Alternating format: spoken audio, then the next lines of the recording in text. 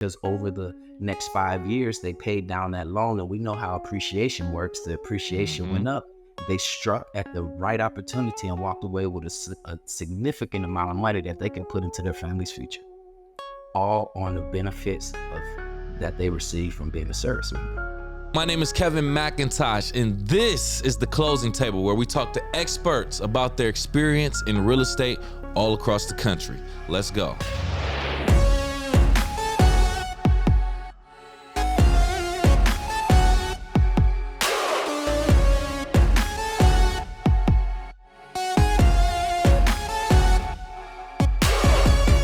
Welcome to the Closing Table Podcast. I'm your host, Kevin C. McIntosh. Joining me on this episode, or joining us, I should say, excited to talk to another real estate professional in the unique Hawaii market, is Antwaun Hill. What's going on, Antwaun? Hey, how you doing? Man, just good myself. Thank you so much for taking time out of your busy schedule to be here and accepting our invitation to be on the Closing Table. We appreciate it. Yes, sir. All right, Antwaun. So we know we want to talk about real estate. That's obvious. But what's not obvious is who you are as an individual. So in 60 seconds or less, if you could, please tell us who you are outside of real estate.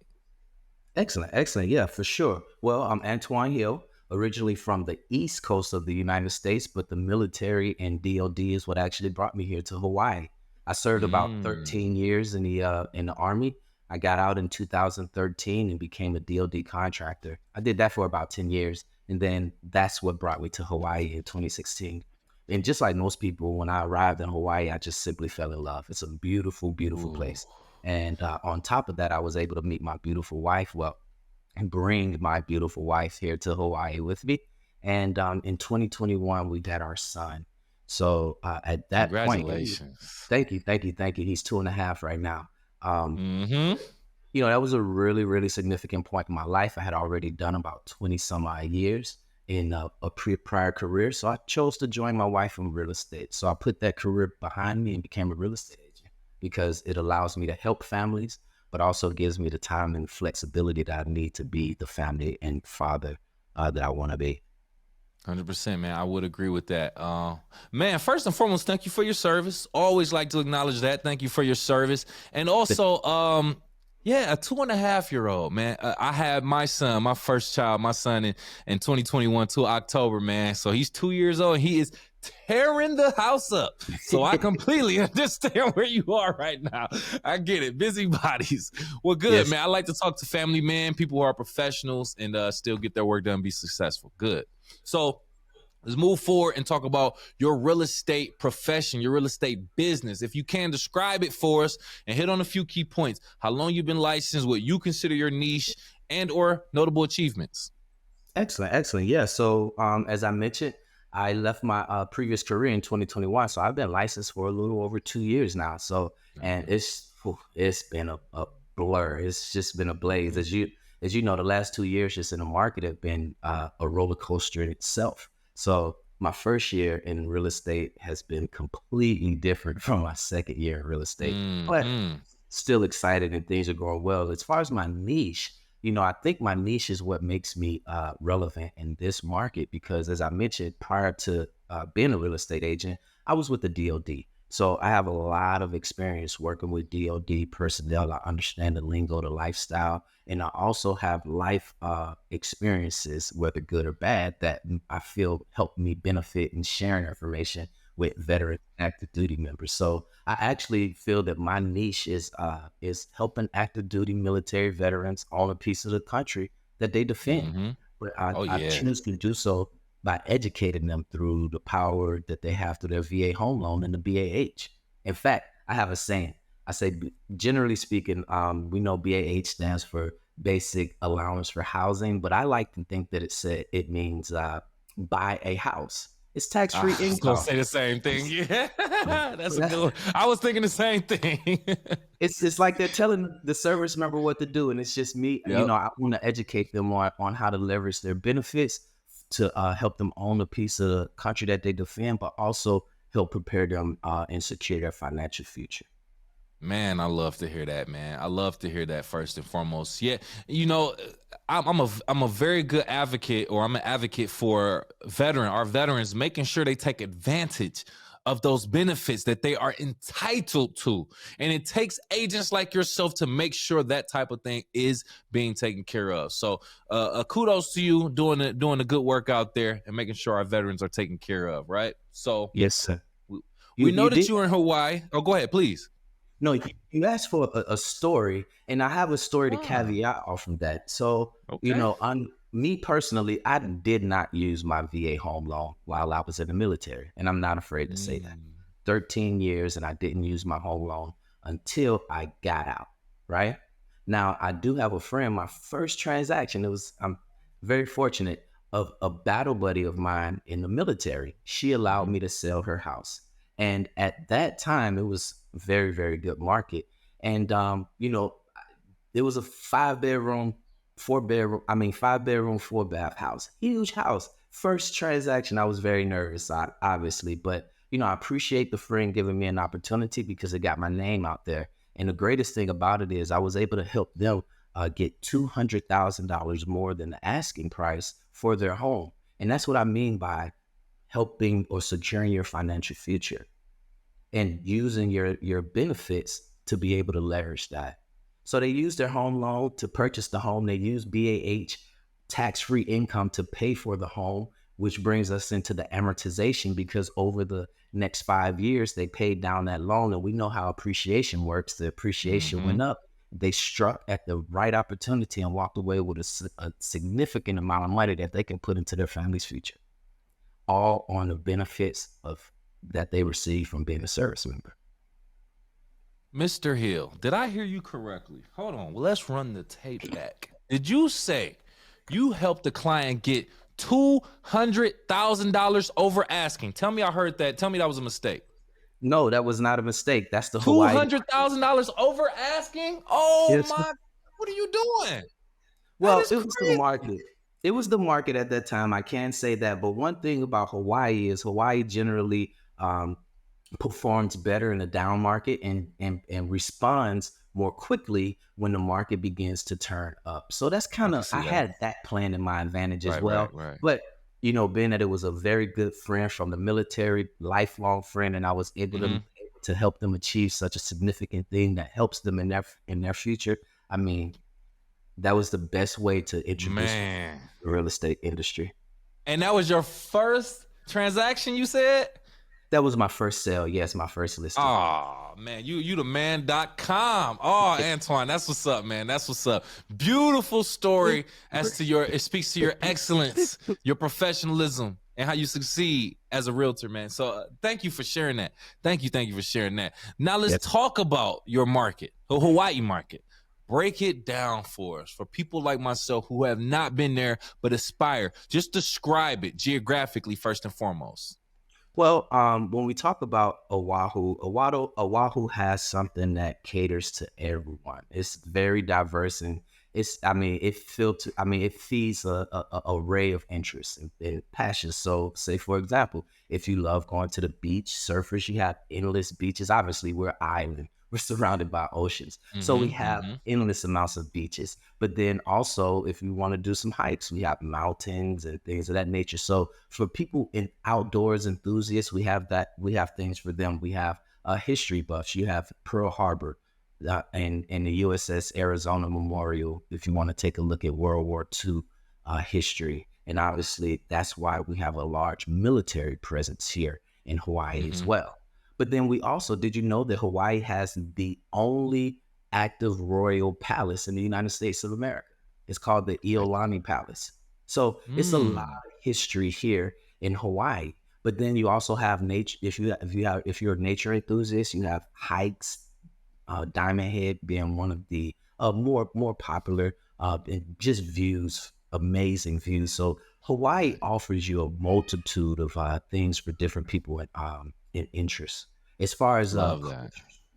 when we talk about the cultural differences, we have a multitude of cultures, whether it be Pacific Island, Asian, American. We have a multitude of cultures that just blend perfectly here in Hawaii. So yeah, it's just really a place that has something to offer for everyone.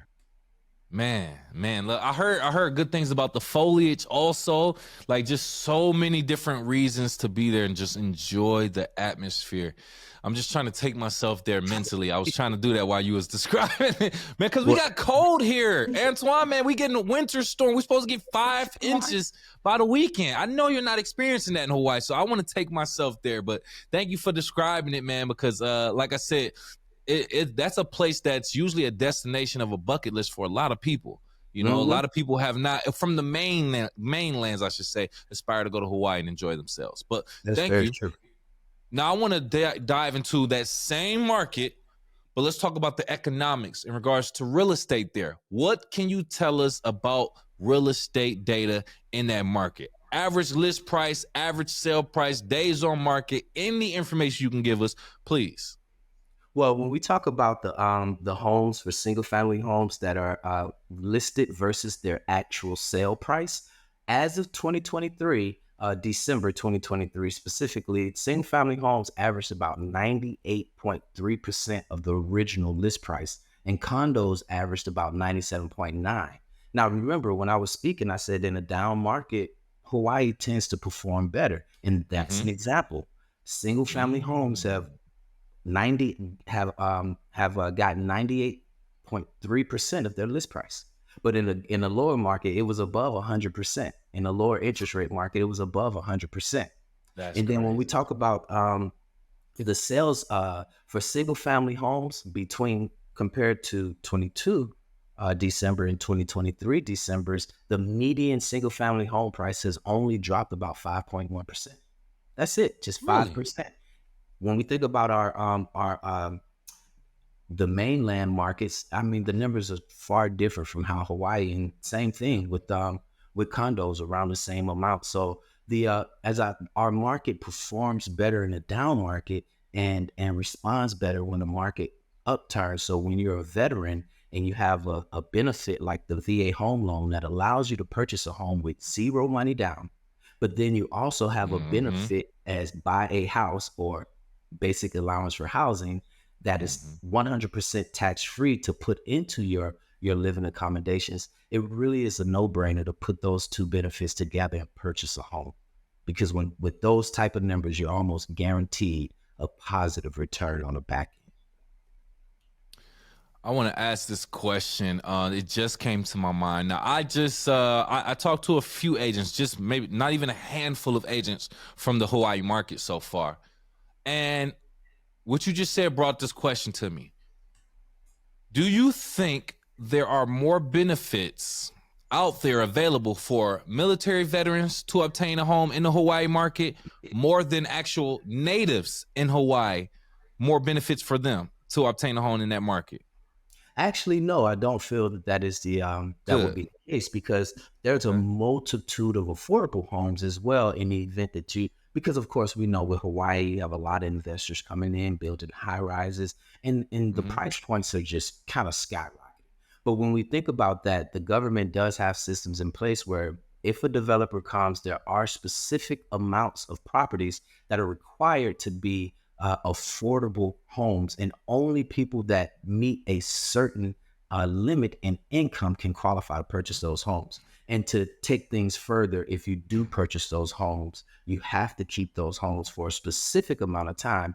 That way, we can kind of detour investors from trying to invest in those homes. Yes. So now, of course, there's loopholes and people try to circumvent the system, but there are systems in place to protect natives' ability to acquire housing as well.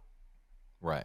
And I thank you for answering that question. I just became privy to that situation that you're speaking on with the affordable housings and the regulations or rules to stay in there within a certain amount of time. Just got privy to that recently, as a matter of fact. But I wanted to ask that question because, like I said, I start to have a growing concern, even though I have no connection to that market. For the natives there, though, I feel like could possibly be priced out of an area that they've been in their entire life, and it's not just easy just to walk to another state or something like that. Like you're on the island, so I just want to figure it out. I'm glad that you said that there aren't as many. You know, obviously, I'm glad that there's benefits for veterans and natives, but you know, I do see the increasing need for the people who are actually born and raised there, who've been there, to actually feel like they can actually afford a home there. I So, think that actually became nationally recognized with that one gentleman who won American Idol this past year. They asked him, "Hey, why did you move out of Hawaii?" And he said, "I got priced out of paradise." And that oh was, I'm not wow, sure if you're familiar, the gentleman who won American Idol this past I'm year. He not. was from Hawaii, and that was Uh, the specific reason why he chose to move to, if I'm not mistaken, it was Las Vegas. Yeah, and I'm not surprised. We just talked about this. The Las Vegas being considered the ninth island of Hawaii because a lot of natives or people from Hawaii tend to go there if they feel like they can't necessarily work it out there. Yeah. Interesting how that theory is still going, or I should say that theme. So okay, thank you for explaining that and adding a little bit of context to it. You've come from different places, different countries. Seoul. Am I saying that right? You moved from Seoul to Honolulu. Yeah, so I used to live in Seoul, South Korea for about 7 years. I moved there in 2010, and I left in 2016 October. So a little close to 7 years. I was both military and a civilian over there. So I got to Gotcha. experience a lot of the culture. Both. Okay, so good. I want to talk about. I know, like you're going from the United States to Seoul to Honolulu. I mean, back to the States.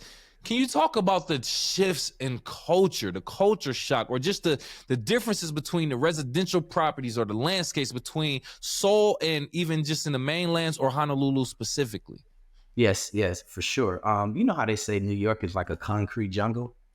Mm-hmm. Well, soul is that on steroids. Oh. so, so Oh.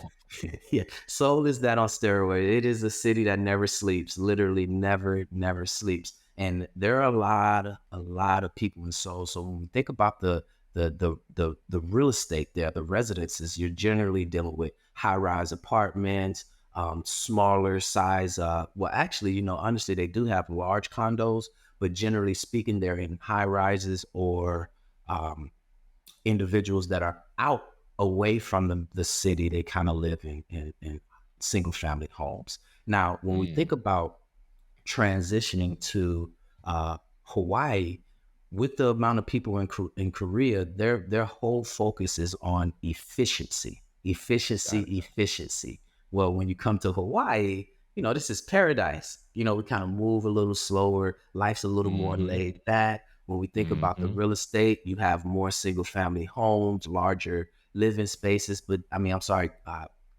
not larger living spaces, but more grass and tree and vegetation. So it's kind of concrete jungle versus, Right. a natural scenic paradise area. So, hey, but again, it's a huge culture shock in terms of that, but a huge population in Hawaii is Asian. So moving Mm. from Korea to Hawaii, that I see what shift you're saying. was Yeah. Okay. that was the least of the Ah. transition, because it's a really huge Asian community here. Yeah. Man, once you said that, it really brought that full circle. I was like, oh, okay, now I get it. It makes sense now. Okay. So yeah, obviously there will be some differences, but I like how you pretty much related to familiar places and destinations. Like you said, New York. It pretty much being New York on steroids, essentially. So now I can kind of picture that the difference between the two. But you said essentially the citizens, the civilians, pretty much were about the same in both places. You should essentially. So Yeah, that's yep, interesting. I bet that would make it a little bit of an easier transition for you too, right? definitely. Got you. Okay. Just a random question: do you speak any other language other than English? Well, it's not like riding a bike. So I Yeah. did have a lot of you know words that I knew. I understood a lot when I was in Korea, but Mm-hmm. it's been I about get it. 6 years. Now, unfortunately, my wife is Korean and my son, obviously is mixed. So we have a lot of Mm. Korean spoke in our house. I'm still around the Korean culture, but no, I don't speak it fluently, sir. Okay. Well, you knew enough to get by, to order your food, tell people what you needed and wanted. So I get that. Just Yes, whatever you sir. need to kind of get through the day. I feel that. I feel that. So you also have a background in cybersecurity. I saw, and I think that's very very interesting. I think that's a skill more people should actually have. But how do you think your expertise in cybersecurity and IT management kind of positioned you in this real estate market? And do you have any instances where that actual background benefited a transaction or client? Yeah, of course, of course. The skills are very, very transferable. When we think about IT, um, what I did was problem solve. And that's what we do as Mhm. real estate agents. We're just solving a different type of problem. So when you're solving a problem, it requires, getting some research and identifying trial and error, trying different things, figuring it, documenting. So all of those skills translate into real estate. Now, the one thing I would say is big is customer service. Yeah. IT has put me in a position to where I become accustomed to helping customers, understanding their needs and helping them achieve those goals. So just that mindset, I would say, would be the most influential thing that allowed me to transfer from that industry to this industry. Now, of course, when we talk about cybersecurity and IT, that's really tech driven. So, of course, those skills help me out a lot in real estate. So, when it comes to incorporating technical tools and managing social media, connecting with clients virtually, and implementing systems like that, I think it definitely Mm. is advantageous to me. I've met many real estate agents that really have trouble just navigating an Excel spreadsheet, and it's just small things like that, that transfer well into a multitude of That's industries. 100%. Yep, that's 100% true. 100%.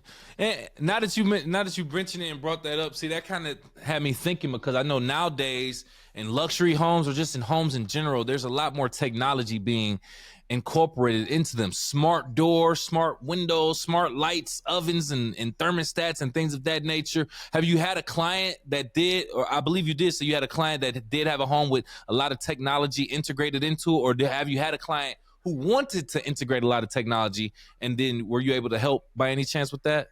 Yes, of course, of course. It So was I'm a, okay. actually with the Ace Team Hawaii, right? And a part of our we work with multitude of sellers. So even though I may not have a listing, there may be a team listing that I'm supporting and helping sell. And we've Mm, many properties have been remodeled, upgraded, and refurbished to a new modern building. That's one of the most beautiful things here in Hawaii. There's a lot of old homes that need love, and when we come in with our team of investors, buyers, so on and so forth, we're helping them identify homes. But when they're bringing these homes and making them more modern, that's where that technology comes in. So now on the market out there, there's a multitude of homes. We're seeing smart home security, Wi-Fi controlled lights, everything. And that's kind of the go-to thing for buyers nowadays. So when we don't have a home with those things, buyers tend to want to look in a different direction. I get, yeah, I get it because, like I said, that's the direction that we're headed towards now. It makes the ideal of it is to make life easier. So you will want to incorporate that in many aspects as you definitely can. So interesting. I figured you would have some type of experience with that with your background. So it's good to see that. Military veterans and families of military veterans are a huge part of your success in your career, essentially, because you like to help put them in homes like we talked about, and I love that you help them become investors, I should say. But do you have any memorable experiences working with a veteran or a veteran's family to kind of help them overcome obstacles to achieve their goal of home ownership? Yeah, of course, of course. One of my first buyers was actually a 21-year-old, and it was just an amazing. I mean, a 21-year-old buying a $500,000 home in Hawaii. Go figure, right? Man. So it was truly because remember, I did 13 years in the military. I got out at age 33, if I'm not mistaken, right? Hmm. And at that, actually 31. I never used my VA home loan. So to think about someone taking advantage of their benefits that early in the career, I was just truly amazed at that. So we probably, it was a lot of work. It was a lot of work. I think we did about 20 home showings. It was hard to find a place to, it was a lot of competition, but she stuck it out and she closed that home. It took about 2 or 3 months to finally find that home. And now she has an investment property here in Hawaii and she's PCS to Bahrain. So this property is Oof. continually paying for itself, Oh, appreciating, And Yep. when she comes back, it's going to be right there for her taking. So it's just Mm. it's situations like that that make this job just truly fulfilling.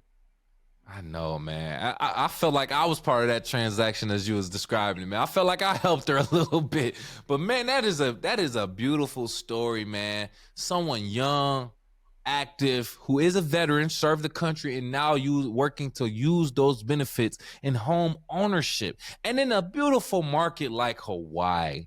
Oh Yeah, my goodness, man. Oh, beautiful story right there. And I'm glad that you are in a position to help other people who are in a position like you. Because like you said, you could have an approach where I didn't use my VA loan, so I'm not about to help anybody else if they don't know about it. But good. that's not the case. With you, you are actually saying, hey, I don't want anybody else to miss this opportunity. Like you said, let me help these veterans who help serve this country get a piece of this country. I love that. Ex- I Yes, love that sir. right there. Yeah, man. So VA home loans, like we said, great way for veterans to get into home ownership. But there's another kind of VA loan. It's a VA home loan assumption, which is Yeah. another way for veterans to obtain homes. Can you talk about how you may have helped someone take advantage of a VA home loan assumption? Yeah, of course. I actually have a current VA home loan assumption right now with the E5 and the military. He's purchasing a single family home, and we all know the rates. It's all over the news. The rates are pretty high, right? And Mm-hmm. because of that, the affordability has been limited. But what a VA Right. home loan does, it's a very valuable option for veterans because what it allows the veteran to do is assume the loan or become the new borrower and pick up where that other borrower left off. Now, it's Mm-hmm. not as straightforward as that. Of course, you have to have some different some hurdles involved, and that biggest hurdle is going to be the cash down payment. So, in Oh order to yeah. do a VA home loan, hypothetically speaking, let's say you buy a house for 500,000 and you live in that house for 5 years, you pay down the balance to 450,000. But now 5 years later, you're selling that home for 550,000. So in order for that veteran to a veteran to assume that loan, they need to pay the difference between the loan balance, 450,000, and the agreed sales price, 550,000. So the 50,000, right. veteran would need $100,000 in Thousand, right. cash. Mm. But if they did so, they will be able to pick up that loan where it is and continue to take over the payments. So if we had a 2.25 interest rate, like many of the homes did 2 or 3 years ago, Couple years back. now Yep. is the perfect opportunity for a veteran to assume that 2.25% interest rate instead of going into a 7%, because monthly that could be the difference of thousands of dollars.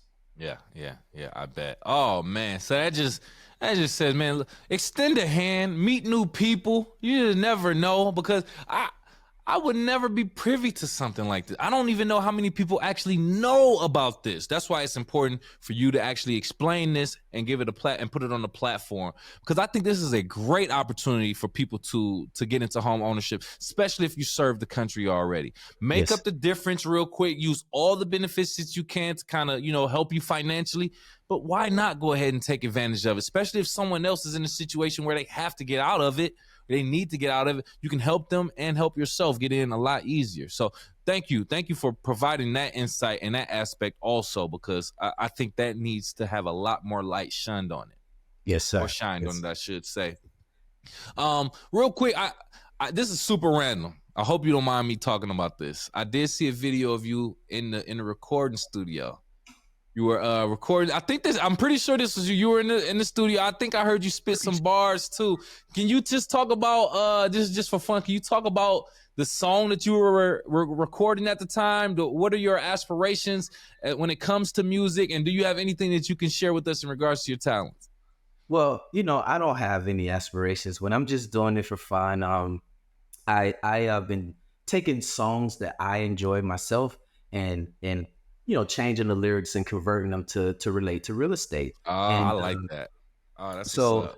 and that's kind of a thing that's been going on in the last year or so that I've seen on social media, but I hadn't really seen anyone doing the genre of music that I've been doing. It's kind of Okay. unique. It's kind of taking something that is 100% not that and doing a 180 and making it positive. So, just I listen to hip hop, and hip hop nowadays is kind of taking a, Yeah. so Yeah. I've taken some of those songs because it's still catchy, and I relate the lyrics to real estate, and that's just something I don't expect anything from it. It's just something I enjoy doing. Let me tell you something, man. The fact that you don't expect something from it, I think is great. I love the fact that you say, it's just something that you do. You have a skill, a talent, and it's not necessarily that you're trying to be a recording artist, or anything like that, a big successful one or anything like that. But it's just something that you do to kind of express yourself, use your creativity, and believe it or not, I love it because it makes your brand stand out. It Yep. makes sure. I trust me. I research a lot of real estate agents, Antwaun. A lot. Some of them have no profile whatsoever on the internet. Like, I am scratching a dig just to find out little about them. But the fact that you provide something like that gives a little bit insight into your character, your personality, and obviously, like I said, your talent too, man. And I think I did, now that I listen, now that I think back, I think I did hear you were saying a song about real estate and the interest rates in 2024. I forgot what song it was. It was a familiar song, but Crazy your story. cadence. Oh, go ahead. If you remember, the artist King Von, he made a song named "Crazy Mm-hmm. Story," and it's just really it's a Oh story about, yeah. not the best things, but I had a Right. bunch of real estate experiences, and I thought, okay, well, I have a lot of crazy stories in real estate. I can Yeah. take that song and I Oh can man. call it a crazy real estate story. So that's what I did, a crazy real estate story. Yo, I love it even more. I love it even more.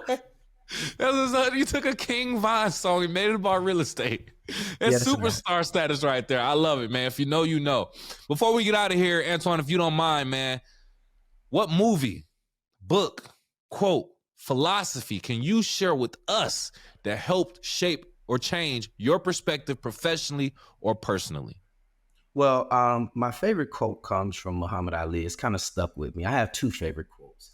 First, Yoda, Ali. That's what. Mm-hmm. Uh, uh, do or do not. There is no try. That comes from the Star Wars movie. Do or do not. There is no try. And Mm. Muhammad Ali said, uh, "Don't count the days. Make the days count." So those are the two quotes that I think shape me as who I am. Just focus on what you need to do and do it. Don't try, do it. Right. And Man. when it comes to books, I'm reading a book now. I want to share this because it hit me so hard. I was going through the book. I was doing an audio book, and they said, "Hey, I got a quick tip. Listen to the book and read the ebook at the same time. You'll be learning you'll be using two different parts of it." So I've been trying that with this book. It's $100 million leads, right? And the book kind of goes over how to do lead generation and get people Mm-hmm. interested in, market yourself so people become interested in what you have. And yeah, so that book is really helping me understand how to get my message out to people in a way that they're interested and want to see more of what I have to say. Man, nice to hear that, man. I love to hear people advocating for books, physical books first and foremost. I love hearing people advocate for even ebooks or audiobooks. I love all of that. There's so much knowledge in there. And those two quotes, don't count the days, make the days count, and do or do not. Would you say do or do not? There is no try. Yes, sir. Beautiful, powerful messages right there. It should motivate anybody, man. So thank you again, Antwaun, for pulling up a chair to the closing table, accepting our invitation. At this point, if you have any last words and or want to tell people how to reach out to you, please do. Yeah, for sure. Thank you so much for having me today. Really excited to just take a look at this, and I hope that I said something that impacts someone, because if you're a veteran, you have benefits out there that are designed to help you win in life. Take advantage of them. If you have any questions, you can find me on Instagram at Ask Antwaun. That's AskAntwaun, and look forward to hearing from anyone. Man, thank you again, Antwaun. We appreciate you. And for our viewers and audience watching right now, if you got to this point, do us both a favor. Hit that like button right there. Looks like a thumb. Hit that for us. Make sure you also share and subscribe to content. And if you are listening on Apple, Spotify, or any other podcast platforms, you know the routine. Do the same thing. Like, 5-star rating, and subscribe for our latest content. So, Antwaun, I'm going to leave our audience with a question on the way out the door. So this is for you, audience. As a veteran, have you ever taken advantage of a VA home loan assumption? And if so, what was your experience? Don't tell us now. Leave that in the comments below. Besides that, we'll talk to you next time.